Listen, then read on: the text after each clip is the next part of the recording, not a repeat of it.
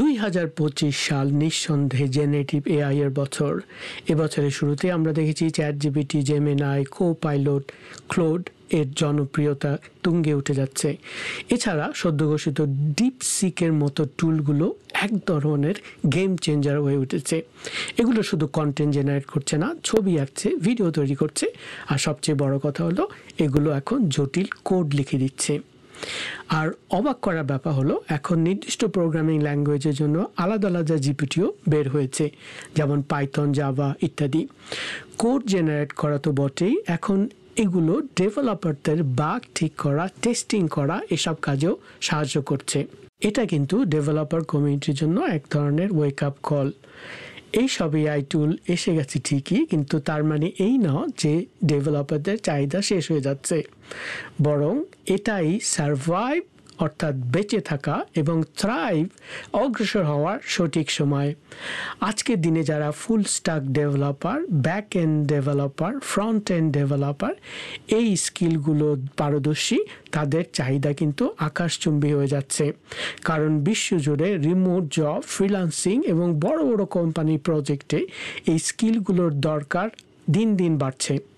তাই আজকের ভিডিওতে আমি আপনাদের জন্য এনেছি ব্যাক এন্ড ডেভেলপার হওয়ার সম্পূর্ণ রোডম্যাপ। আপনি যদি রিমোট জব চান, ফ্রিল্যান্সিং জব করতে চান, শুধু তাই না, একজন দক্ষ ব্যাক এন্ড ডেভেলপার হয়ে এই কম্পিটিশনে টিকে থাকতে চান, তাহলে আমি বলবো এই ভিডিওটা দেখা আপনার জন্য একটি মাস্ট। আসুন শুরু করা যাক। আসসালামু আলাইকুম, আশা করি আপনারা সবাই ভালো আছেন। আজকের এই মজার সেশনে আমরা আলোচনা করব ব্যাক এন্ড ডেভেলপার রোডম্যাপ নিয়ে। তো প্রস্তুত হয়ে যান, কারণ আমরা আজ জানবো কি কি টুলস আর টেকনোলজি দরকার আপনার ব্যাক এন্ড ডেভেলপমেন্ট যাত্রা শুরু করতে এবং এই ক্ষেত্রে দক্ষ হতে। তার আগে একটি রিকোয়েস্ট, আপনারা যদি আমার চ্যানেলটা সাবস্ক্রাইব না করে থাকেন অবশ্যই সাবস্ক্রাইব করবেন, ভিডিওটা পছন্দ হলে অবশ্যই লাইক দিবেন, আর হ্যাঁ, বেল আইকনটি ক্লিক করতে ভুলবেন না, তাহলে আমার নতুন ভিডিওর সময় আপনারা নোটিফিকেশন পেয়ে যাবেন। এখন চলুন দেখে নেই এই ভিডিওতে আমরা কি কি কভার করব। আমরা শুরু করব ব্যাক এন্ড ডেভেলপমেন্ট কি এবং এটি কেন কোনো ওয়েব অ্যাপ্লিকেশন তৈরির জন্য এত গুরুত্বপূর্ণ তা বোঝা দিয়ে। এরপর আমরা শিখব এই ক্ষেত্রে সফল হতে হলে কি কি দক্ষতা প্রয়োজন, যেমন প্রোগ্রামিং ভাষা, অ্যালগরিদম এবং ডেটা স্ট্রাকচার। এরপর আমরা জানব ব্যাক এন্ড ডেভেলপমেন্টের মূল টুলস এবং টেকনোলজিগুলো, যেমন ডেটাবেস, এপিআই এবং ওয়েব সার্ভার। চলুন তাহলে শুরু করা যাক এবং পুরো ব্যাক এন্ড ডেভেলপার হওয়ার রোড ম্যাপটি এক্সপ্লোর করা যাক। আমাদের ব্যাক এন্ড ডেভেলপমেন্টের যাত্রা শুরু হওয়ার আগে আমরা প্রথমে ওয়েব ডেভেলপমেন্টের কিছু ওভারভিউ, বেসিক্স, কিছু ফান্ডামেন্টাল জিনিস আমরা জেনে নেই। ওকে, সো ওয়েব ডেভেলপমেন্ট মূলত দুই ভাগে বিভক্ত, একটি ফ্রন্ট এন্ড আর একটা হচ্ছে ব্যাক এন্ড। ফ্রন্ট এন্ড হলো সেই অংশ যা ব্যবহারকারী সরাসরি দেখতে পারে এবং ব্যবহার করতে পারে। এর মধ্যে থাকে ব্যবহারকারী ডিভাইস, যেমন মোবাইল বা ল্যাপটপ।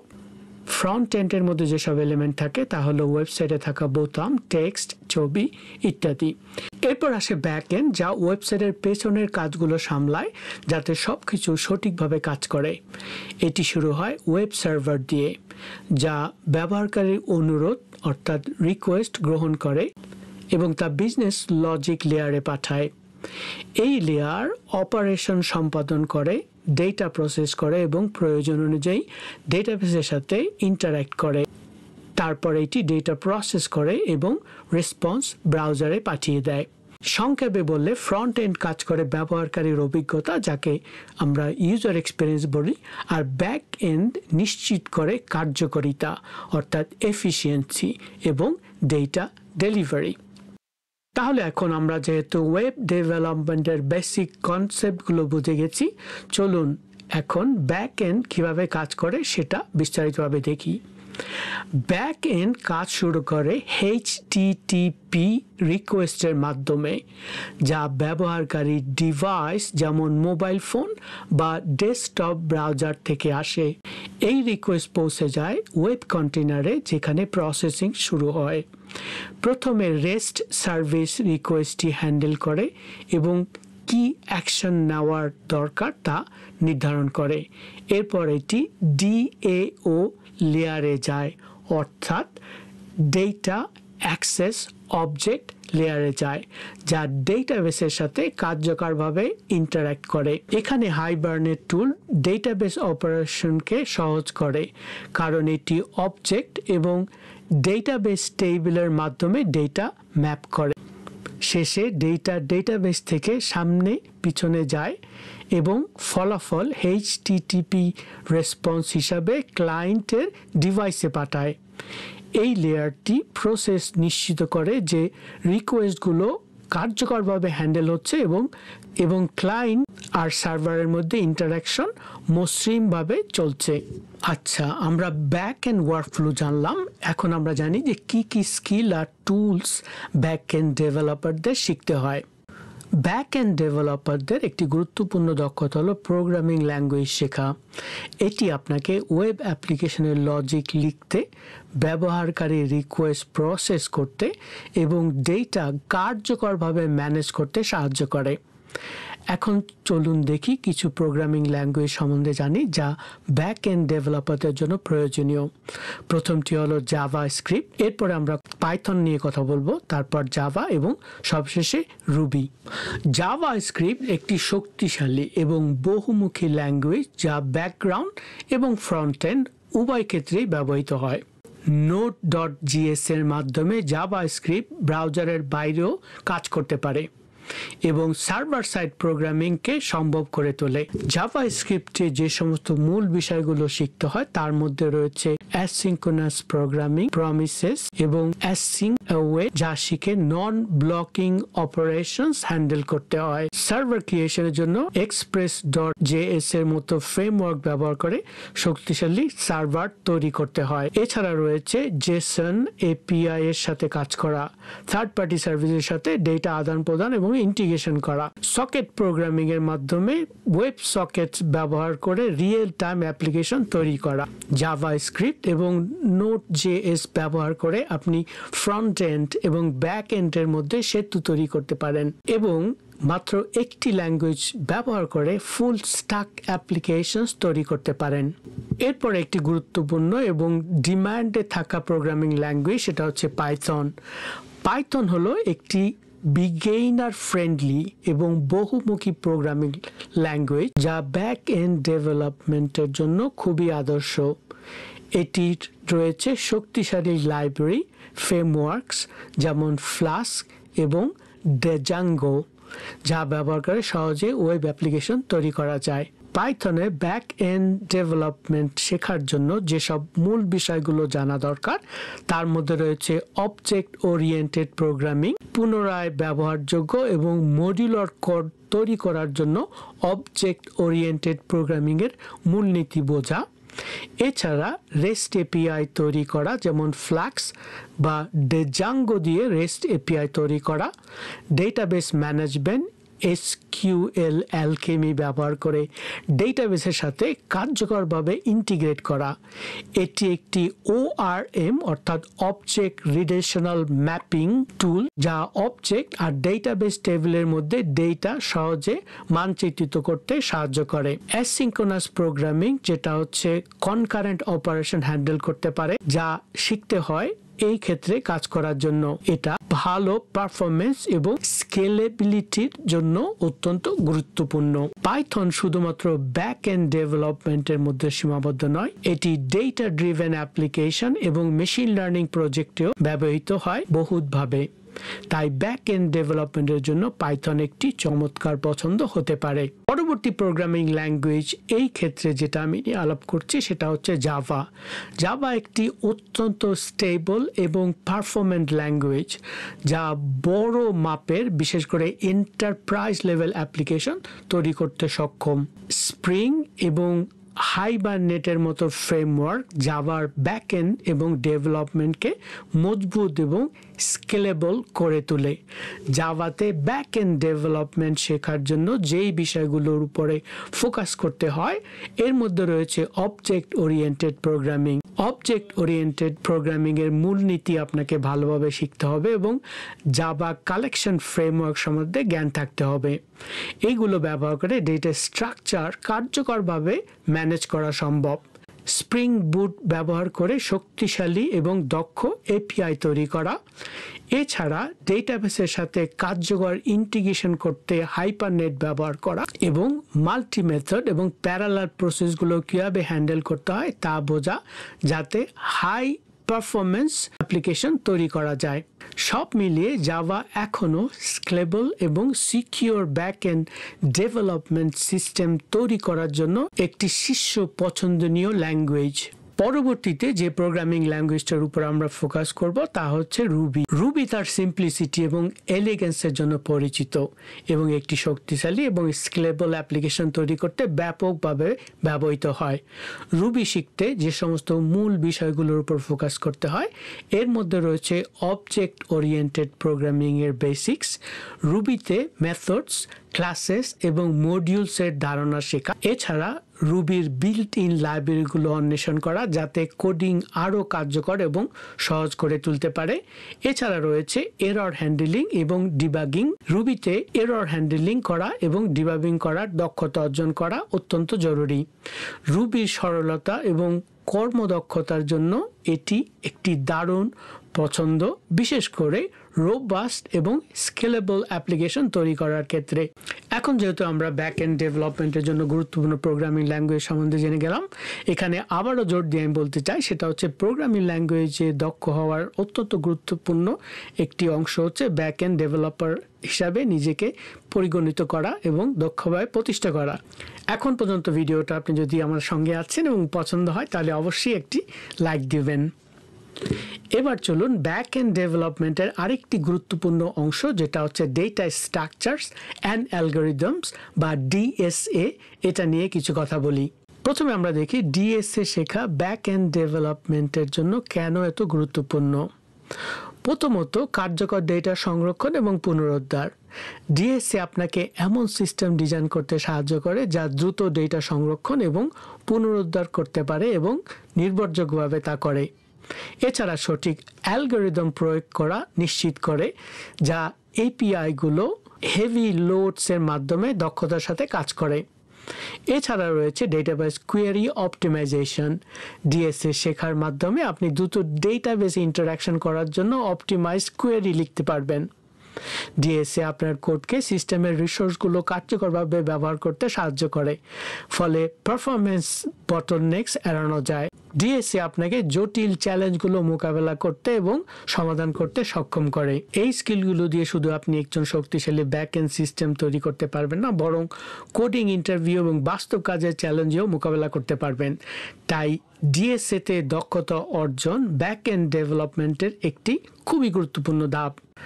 এখন যেহেতু ডেটা স্ট্রাকচার অ্যান্ড অ্যালগরিদম আমাদের রোডম্যাপে কভার করা হয়েছে, পরবর্তীতে আমরা দেখব ওয়েব ফ্রেমওয়ার্কস এবং কিভাবে এখানে দক্ষ হওয়া যায়। প্রথমে দেখি ওয়েব ফ্রেমওয়ার্ক কি।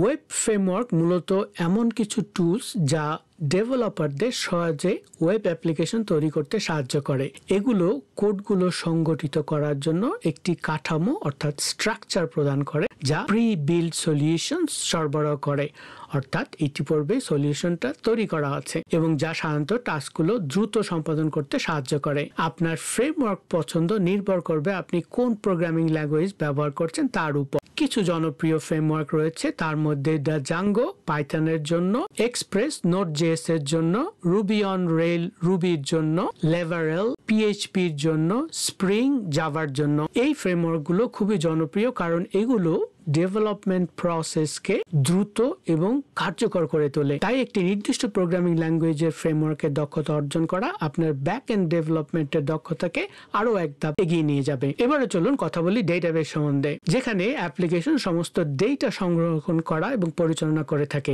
ডেটাবেস হলো এমন একটি গুরুত্বপূর্ণ অংশ যা আপনার অ্যাপ্লিকেশনকে শক্তিশালী করতে ডেটা ম্যানেজ করে। ডেটাবেসের মধ্যে প্রথমে আমি যেটা পরিচয় করে দেবো সেটা হচ্ছে রিলেশনাল ডেটাবেস। রিলেশনাল ডেটাকে টেবলস আকারে রো এবং কলাম হিসাবে সাজায়, যা স্ট্রাকচার ডেটা সংরক্ষণের জন্য উপযুক্ত। কিছু জনপ্রিয় রিলেশনাল ডেটাবেজের মধ্যে রয়েছে MySQL, PostgreSQL। যদি আপনি এটি শিখতে চান তাহলে MySQL বা PostgreSQL ভালো বিকল্প, কারণ এগুলোর ফ্লেক্সিবিলিটি এবং অ্যাডভান্স ফিচারগুলো অনেক শক্তিশালী এবং এগুলো রয়েছে বিরাট কমিউনিটি সাপোর্ট। এরপর রয়েছে নন রিলেশনাল ডেটাবেজ। নন রিলেশনাল ডেটাবেজ রিলেশনাল ডেটাবেজের মতো টেবিল আকারে ডেটা সংরক্ষণ করে না। এগুলো আনস্ট্রাকচার্ড বা সেমি স্ট্রাকচার ডেটা হ্যান্ডেল করতে ডিজাইন করা হয়েছে এবং আরো বেশি স্কেলেবল করতে সাহায্য করে। জনপ্রিয় নন রিলেশনাল ডেটাবেজের মধ্যে রয়েছে MongoDB, CouchDB, Cassandra। যদি আপনার লক্ষ্য স্কেলেবিলিটি এবং পারফরমেন্স হয় তবে MongoDB একটি চমৎকার পছন্দ। ডেটাবেজ নির্বাচন এবং সেগুলোকে দক্ষতা অর্জন ব্যাকগ্রাউন্ড ডেভেলপমেন্টের একটি গুরুত্বপূর্ণ ধাপ। ডেটাবেজ নিয়ে আলোচনা করার পর ব্যাক এন্ড ডেভেলপমেন্টের পরবর্তী গুরুত্বপূর্ণ ধাপ হলো সার্ভার ম্যানেজমেন্ট এবং ডিপ্লয়মেন্ট। প্রথমে আমরা জানি ওয়েব সার্ভার সম্বন্ধে। ব্যাক এন্ড ডেভেলপার হিসাবে পরিগণিত হওয়ার জন্য আপনাকে প্রথমে ওয়েব সার্ভার সম্বন্ধে দক্ষ হতে হবে। ওয়েব সার্ভার ব্যবহারকারীর অনুরোধ, ইউজার রিকোয়েস্ট যেটা বলা হয়, হ্যান্ডেল করে এবং ব্যবহারকারীর ব্রাউজারের সঠিক কন্টেন্ট পাঠায়। এগুলো আপনার ওয়েবসাইটকে স্কেলেবল এবং রেসপন্সিভ রাখতে সাহায্য করে। কিছু জনপ্রিয় ওয়েব সার্ভারের মধ্যে রয়েছে অ্যাপাচি এবং NGX। এই সার্ভারগুলো তাদের রিলায়েবিলিটি এবং পারফরমেন্সের জন্য প্রসিদ্ধ। এবার আসি ডিপ্লয়মেন্ট সম্বন্ধে। ডিপ্লয়মেন্ট হলো আপনার ওয়েব অ্যাপ্লিকেশন অ্যাক্সেসিবল করার প্রক্রিয়া। এর মধ্যে থাকে অ্যাপ্লিকেশনটি সার্ভার বা ক্লাউড প্ল্যাটফর্মস এর সেট আপ করা। জনপ্রিয় ক্লাউড প্ল্যাটফর্মের মধ্যে রয়েছে AWS এবং Azure। এগুলো স্কেলেবিলিটি, নিরাপত্তা এবং রিলায়েবল হোস্টিং সার্ভিসের জন্য ব্যবহার করা হয়। এরপরে দেখা যাক কন্টেইনার। কন্টেইনার হলো এমন একটি পদ্ধতি যা আপনার অ্যাপ্লিকেশনকে এমনভাবে প্যাকেজ করে যাতে এটি যে কোনো পরিবেশে স্থিরভাবে কাজ করতে পারে। ডকার হলো সবচেয়ে জনপ্রিয় কন্টেইনার টুল। এটি ডিপ্লয়মেন্ট সহজ করে এবং কনসিস্টেন্সি নিশ্চিত করে এবং আপনার অ্যাপ্লিকেশনকে স্কেল করা আরও সহজ করে তোলে। তাই সার্ভার ম্যানেজমেন্ট এবং ডিপ্লয়মেন্টে দক্ষ হওয়া আপনার ব্যাক এন্ড ডেভেলপমেন্টের প্রক্রিয়াকে আরও মজবুত এবং কার্যকর করে তুলবে। এখন যেহেতু আমরা সার্ভার ম্যানেজমেন্ট এবং ডিপ্লয়মেন্ট ম্যানেজমেন্ট কভার করেছি, এবার আমরা কথা বলবো ভার্সন কন্ট্রোল নিয়ে। ভার্সন কন্ট্রোল সিস্টেম হলো এমন একটি টুল যার আপনার কোডের পরিবর্তনগুলো ট্র্যাক করতে সাহায্য করে। এটি ডেভেলপারদের সহযোগিতা করতে, কোলাবোরেট করতে, আগের ভার্সন ফিরে পেতে রিভার্ট করার মাধ্যমে এবং অ্যাপ্লিকেশনের বিভিন্ন ভার্সন কার্যকরভাবে ম্যানেজ করতে সহায়তা করে। এরপর আছে গিট। সবচেয়ে জনপ্রিয় ভার্সন কন্ট্রোল সিস্টেম হলো গিট। এটি আপনাকে লোকাল লেভেলে আপনার কোডের পরিবর্তনগুলো ট্র্যাক করতে এবং ব্রাঞ্চিং এর মাধ্যমে আলাদা করে ফিচার ডেভেলপমেন্ট করতে সাহায্য করে। গিট রিপোজিটরিজ পরিচালনা এবং শেয়ার করার জন্য যে সমস্ত প্ল্যাটফর্মগুলো ব্যবহার করা হয় এর মধ্যে রয়েছে GitHub, GitLab এবং Bitbucket।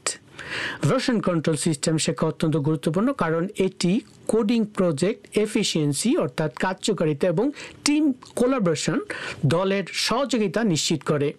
এখন যেহেতু আমরা ভার্সন কন্ট্রোল কভার করেছি, পরবর্তী ধাপগুলো হলো টেস্টিং, ডিবাগিং। চলুন এবার এই দুটি বিষয় নিয়ে বিস্তারিত কথা বলি, যা আপনার অ্যাপ্লিকেশন সঠিকভাবে কাজ করছে কিনা তা নিশ্চিত করতে সাহায্য করে। প্রথমে শুনি টেস্টিং। টেস্টিং হলো মূলত একটি কোয়ালিটি চেক যা নিশ্চিত করে যে আপনার অ্যাপ্লিকেশন সঠিকভাবে কাজ করছে। টেস্টিং এর বিভিন্ন ধরনের স্তর রয়েছে। প্রথমত ইউনিট টেস্টিং। এখানে কোডের আলাদা আলাদা কম্পোনেন্ট বা ইউনিট টেস্ট করা হয় যাতে তারা ঠিকঠাক কাজ করছে কিনা তা নিশ্চিত করা হয়। এগুলোর মধ্যে পপুলার টুলস রয়েছে জেস্ট এবং মোচা। এরপর রয়েছে ইন্টিগ্রেশন টেস্টিং। এটি অ্যাপ্লিকেশনের বিভিন্ন অংশ কিভাবে একসঙ্গে কাজ করছে তা পরীক্ষা করে।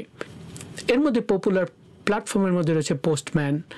এটি এপিআই টেস্ট করার জন্য খুবই কার্যকর এবং এপিআইগুলোর মধ্যে সঠিক ইন্টারাকশন নিশ্চিত করে। তারপরে 3 নম্বরে অটোমেটেড টেস্টিং। অটোমেটেড টেস্টিং হচ্ছে স্ক্রিপ্ট ব্যবহারের মাধ্যমে স্বয়ংক্রিয়ভাবে আপনার অ্যাপ্লিকেশন টেস্ট করতে দেয়, যা সময় বাঁচায় এবং ম্যানুয়াল প্রচেষ্টা সাশ্রয় করে। পপুলার অটোমেটেড টেস্টিং এর মধ্যে রয়েছে সাইপ্রেস এবং সেলেনিয়াম। টেস্টিং সম্বন্ধে জানলাম, এবার জানি ডিবাগিং। ডিবাগিং হলো কোডে থাকা এররগুলো, সমস্যাগুলো খুঁজে বের করা এবং সঠিক প্রক্রিয়ার মাধ্যমে সেগুলো সমাধান করা। এটি এক প্রকারের ট্রাবল শুটিং বলতে পারেন আপনি। ডিবাগিং টুলসের মধ্যে রয়েছে NodeJS debugger, Chrome dev tools, VS code debugger. Testing এবং ডিবাগিং কেন এত গুরুত্বপূর্ণ? কারণ একটি কার্যকর টেস্টিং এবং ডিবাগিং প্রক্রিয়া অ্যাপ্লিকেশনকে রিলায়েবল, হাই কোয়ালিটি এবং এরর ফ্রি করে তোলে। তাই টেস্টিং এবং ডিবাগিংয়ে দক্ষ হওয়া আপনার ব্যাক এন্ড ডেভেলপমেন্ট প্রক্রিয়ার একটি অপরিহার্য অংশ। শেষে আমরা আসি ব্যাক এন্ড ডেভেলপমেন্টের আরও একটি গুরুত্বপূর্ণ অংশ, সেটা হচ্ছে এপিআই। চলুন দ্রুত বুঝে নেই এপিআই কিভাবে কাজ করে। একটি সাধারণ এপিআই আর্কিটেকচার দিয়ে এই প্রক্রিয়াটি শুরু হয় ক্লায়েন্ট থেকে, যেখানে ব্যবহারকারী একটি ওয়েব অ্যাপ্লিকেশন বা মোবাইল অ্যাপ্লিকেশনের সঙ্গে ইন্টারঅ্যাক্ট করে। যেই প্রক্রিয়াটা সম্পন্ন হয় সেটা হচ্ছে প্রথমত রিকোয়েস্ট। এই অ্যাপ্লিকেশনগুলো এইচটিটিপি মেথডস যেমন গেট, পোস্ট, পুট এবং ডিলিট ব্যবহার করে এপিআই সার্ভিসে রিকোয়েস্ট পাঠায়। দ্বিতীয়ত প্রসেসিং। এপিআই সার্ভিস রিকোয়েস্ট গ্রহণ করে এবং এটি একটি অ্যাপ্লিকেশন লেয়ারে ফরওয়ার্ড করে। তৃতীয়ত অ্যাপ্লিকেশন লেয়ার। এই লেয়ারটি ব্যাক এন্ডের সাথে যোগাযোগ করে। ব্যাক এন্ডে সার্ভার থাকে যা বিজনেস লজিক এবং ডেটাবেস অপারেশনস পরিচালনা করে। চতুর্থত রেসপন্স। ব্যাক এন্ড রিকোয়েস্টটি প্রসেস করার পর রেসপন্সটি অ্যাপ্লিকেশন লেয়ারে মাধ্যমে এপিআই সার্ভিসে পাঠানো হয়। শেষে ডেলিভারি, অর্থাৎ এপিআই সার্ভিস এই রেসপন্সটি ক্লায়েন্টের কাছে ডেলিভারি করে এবং পুরো যোগাযোগ চক্রকে সম্পন্ন করে। এপিআই কেন এত গুরুত্বপূর্ণ? এই আর্কিটেকচারটি বিভিন্ন সফটওয়্যারের কম্পোনেন্টের মাধ্যমে মসৃণ ইন্টারাকশন নিশ্চিত করে এবং সিস্টেমকে আরও এফিশিয়েন্ট এবং স্কেলেবল করে তোলে। এপিআই এ মাস্টারি কেন জরুরি? এপিআইতে দক্ষ হওয়া ব্যাক এন্ড ডেভেলপমেন্ট প্রক্রিয়ার জন্য একটি অপরিহার্য অংশ, কারণ এটি ফ্রন্ট এন্ড এবং ব্যাক এন্ডের মধ্যে সেতু তৈরি করে। এপিআই এর মাধ্যমে ডেটা এবং ফাংশনগুলো এক জায়গা থেকে আরেক জায়গায় সরবরাহ করা সহজ হয়, যা একটি আধুনিক অ্যাপ্লিকেশনের মূল কাঠামো। এখন আমরা যদি সামারাইজ করি তাহলে দেখলাম যে এই ভিডিওতে আমরা ব্যাক এন্ড ডেভেলপমেন্টের রোড ম্যাপ কভার করেছি, যা আপনাকে ব্যাক এন্ড ডেভেলপমেন্ট বা ফুল স্ট্যাক ডেভেলপমেন্টে সফল ক্যারিয়ার তৈরি করতে সাহায্য করতে পারে। তাহলে আপনার কি করতে হবে? এখন যদি ভিডিওটা উপভোগ করে থাকেন তবে একটি লাইক দিতে ভুলবেন না, আর প্রশ্ন থাকলে বা মতামত অবশ্যই কমেন্টসে জানাবেন। আমি যথাসাধ্য চেষ্টা করি সমস্ত কমেন্টসের এবং আপনাদের যে কোনো ধরনের প্রশ্নের উত্তর দেওয়ার জন্য। আর চ্যানেলটা সাবস্ক্রাইব না করে থাকলে অবশ্যই সাবস্ক্রাইব করবেন এবং আমার সাথে শেষ পর্যন্ত যারা থেকেছেন তাদের জন্য রয়েছে অজস্র ভালোবাসা।